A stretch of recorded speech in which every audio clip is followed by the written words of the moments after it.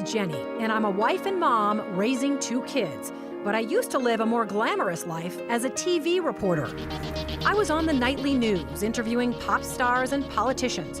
So when I said goodbye to TV and hello to motherhood, I suddenly discovered what we moms are up against. We live in a world that tells us to be rich and famous, thin and successful. You know, almost nobody says, oh, hey, you're a mom? That's fabulous. But you are fabulous, and I'm here to tell you why. It's the Channelmom Show, celebrating you with Jenny Dean Schmidt. Okay, we want to say hello to every single fabulous mother out there, and you are fabulous, it is true. Welcome to the Channelmom Show, where we are celebrating you.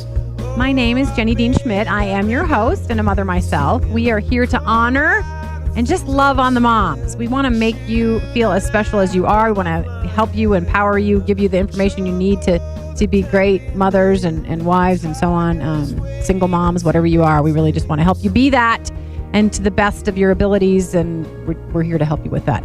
So we do try to give you what you need to be better mothers, wives, sisters, friends, and so on. And that's why today we're going to begin the show with a little bit of a mom convo. Shelly Krause and I. Shelly is my videographer. I don't know that I've ever said that on the air, but she videotapes the show so we can put it on channelmom.com and you can come see us. In fact, if you come see us this next week, you can see the cool earrings that I'm rocking this morning. Those earrings are so cool. This is what mothers do. My daughter found these for me at a thrift store. Yes. They are genuine plastic. They're circa 1970. They're kind of a, maybe 80. Maybe really? 1980. Because they're mauve and mauve. Yes. Yeah. And she bought them for me. I mean, so I'm wearing, I would be made fun of if I was to go to like the golf club or something, but I was thinking this is what mothers do. We wear little plastic earrings that our daughters pick out for us. Yeah. So anyway, I won't continue on with that. It's a little boring, but I thought you might like to come see it on the website, my little mauve earrings. So today, Shelly and I are going to talk about why we're even here, why the Channelmom Show, why this is important, why moms need this. Hi, Josh. Sorry I haven't welcomed you yet today. Good morning. Yeah, you have a mom. Oh, that's questionable. No, don't. No, she should be mad at me. I have a mother. She would be mad at you. So Shelly and I are going to have just a little bit of a conversation about why we have the show, why we believe in it, why we think it can be a help to mothers, why we think that the time is right for this in America. And if you want to participate, feel free to call us if you've got something you want to say, or just sell yourself as a mom and how wonderful you are. Our number is 303-297-1510 here at Mile High Sports. All right, Shelly, because you know me and we've been friends for years. I feel so strongly about giving moms all over America, via the website and so on, ownership of this show. I want moms in Denver and in the mountains and who can hear us today and who are streaming us today and so on to feel like this is their show and that every struggle they've ever had as a mother, they can give to us and ask us to help and get the right guests, and they can participate and they can write in and they can Facebook us and they can give us their ideas, their advice, and then trade advice. And I just want them to take ownership. We're kind of trying to start a mom revolution here and have moms realize their importance and embrace it. So what do you think? So I think one of the first things that I learned when I was a young mom was the advice of other moms. Absolutely. I think we do. We need each other. Yeah.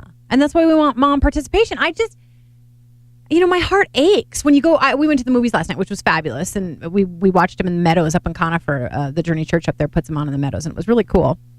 But I sit there and I realize that every time you go to watch major media, there's so little that says, oh my gosh, moms, you're so important. What you do is so important. We know it's hard, but what you do is really a big deal. Because we don't make a big deal out of it. We make a big deal about just about everything else. I mean, start naming all the competing things now in the 21st century that moms are called to or given accolades for, and then all the stuff they do as mothers kind of falls by the wayside, yes? Well, yeah. You mean like image? Yeah. For one thing? Image. The job you have, the car you drive, the education you come to the table with. The house you have. I mean, and motherhood is about 10th on the list. Oh, yeah, you're a mom? Right. And yet, without mom, we will not have an America in 100 years if we don't have mothers raising up the next generation. I mean, I'm not discounting fathers at all. Please just let me say that. But we have fathers. We do. Yes. And sometimes if fathers are absent, then that's a bad thing. But yeah, I mean, Josh, you probably wouldn't be sitting in that chair over there if your mom hadn't been good to you. Yeah. Absolutely. She's very nurturing. Yeah. And she made you helped you believe in yourself. Absolutely. And believe that you could contribute. I have a great mother. Good boy. Now you're feeling bad about what you said at the beginning. No, I really do. I really do. Right. And our intern Kyle in there has a good mom, and Shell, you and I have good mom. I mean, what do you do without that? Well, here's the question I had. What kind of accolades did you receive when you were on TV and whatever? Because, he talks about that in the show open for just being on the show, like free stuff. Oh my gosh. I would walk into restaurants and get $200 meals. Not that I'm supposed to do that, but for free, my husband and I, but just because I was on television. Yeah. But does anybody ever do that for a mother? Have you gotten a free meal lately, Shell? A $200 one? No. No. Not even when except for the earrings, plastic earrings for my kids, Right. which is great. It is great. And in the end, that's more valuable. I mean that. That's not just lip service. I really mean that. And you and I both also noticed that not only does the media sort of ignore us in the mainstream stuff that they put out in the news and in movies and in radio and all the I don't know, kind of alluring, attractive stuff they put out. But then when it's commercial time, they want the mama's money. Because moms do 85% of the household spending. So they won't pay much attention to you in the broadcast, the normal broadcast. But then when they get to the commercials, it's all about laundry detergent and weight loss products and shampoo and what you should be doing for your kids and Band-Aids. And it's all directed at the mothers. And they value you there when they want your money. But everything else, they kind of forget, right? Are there any shows? I mean, what show is on for moms? That says it. This Right. is a show for moms. Right. Us. Hoorah for us. But I mean, truly, do you know a show that says, hi, we're for moms? This is a mom show on television, Josh? I mean, off the top of my head, I don't really watch much network TV, but I mean, there's one where they have the babies. yeah, like baby. what about the nanny shows? I suppose. Nanny I suppose. shows? Sure. I suppose. Sure. But really, those are people that are taking over for the moms in some cases. Well, the moms are failing and seeking help, but they have some good ideas. Yeah. Sure. Well, I don't want every mom out there who has a nanny to think that we think they're failing. But No, yeah. on those shows. Yeah, on those shows, they sure are. Well, I mean, what's that show with the British lady who comes in and tells you how to teach your kids That's the a right nanny way? show. Oh, okay. It is. It is. Not In fact, sure. a woman from Bailey was on that show once, and the poor woman, she brought her kids to school, and we were all I know. because her whole life was exposed about how. I feel so bad for her. I did too. Those kids. I did too. So, I mean, you get it, Shelley, and I want every mother who's listening, every dad who's listening out there today to say, oh, okay, that's why they're here. Because we just want to rock with this. We want moms to join this and say, yeah, this is important. And we want to be better. And we want training. We want great advice and interviews. And we want stuff that nurtures us, not just our parenting, but us as mothers. I mean, you're still a woman who needs some nurturing. We love it. Absolutely. I mean, we once had mothers who nurtured us. We need it again as mothers ourselves. So, and I feel so strongly when I go out in society, gosh, if we are not lifting these people up, the mothers, what's going to happen to the kids if they don't feel like that job's important? I know. What is going to happen to the kids? Because they're going to become moms and dads too. Right. But you see it, you go to the local discount store or whatever, and you see the moms who don't take their job seriously, and it shows in the children. So I don't want to be an alarmist, but I think that could really affect our future generations. Don't you think? Yeah. I had another question though. What? I was thinking on the way over, are there moms in the media, like, superstar moms who are highlighted for being good moms? Oh, when you walk through the King Soopers line or the Safeway line, I don't want to leave anybody out there. You see those magazines and they say, so-and-so is becoming a mom. And I'm like, okay, my best friends are moms too. Why are we celebrating the fact that whoever, Jennifer Aniston is apparently pregnant every other week, and we celebrate Angelina Jolie when she's a parent. So in that regard, yes, they pay attention to Hollywood people that are moms. I don't know that they celebrate their good motherhood if they're doing a good job at it. They make the news if they're bad. Yeah. Or if they adopt a bunch of kids, like Angelina Jolie. Yeah. But and Brittany made it when she was not doing so well. Yeah. Right. But they don't make it for being good moms. Yeah. I don't know. I think but we're going to change that. Right. We're starting a mom revolution here. Let's so change it. right on. All right, Josh, let's go to the news. If you're tired of the same old news, What more do you want? I want the truth. You're hearing it. Strap yourselves in, folks. never fear. What's the dealio? Part of life is learning to let things go. We've got news moms can use. What was that name again? I missed that. News moms can use. In the news this week, we've got the latest stories, and we pick them based on what we think moms want or need to hear, since they don't always get that on the regular news. And today we've got news to make you feel good about mammograms, believe it or not. Apparently, mammographies, is that the proper way to say it? Mammographies? Right. Can you pluralize that? Mammographies are reducing breast cancer deaths even more than experts had originally estimated. Because they reversed it for a while there. Yeah, they said they weren't sure that they were that helpful. This positive news was revealed in a new large-scale Swedish trial. The study shows most of the benefits occur more than 10 years after mammography begins. So when you start getting them, let's say 40, the benefits kick in when you're in your 50s. And the screenings prevent far more breast cancer deaths than other shorter studies have found in the past. The study reports that the absolute benefit of screening in terms of number of lives saved is considerably greater than previously thought.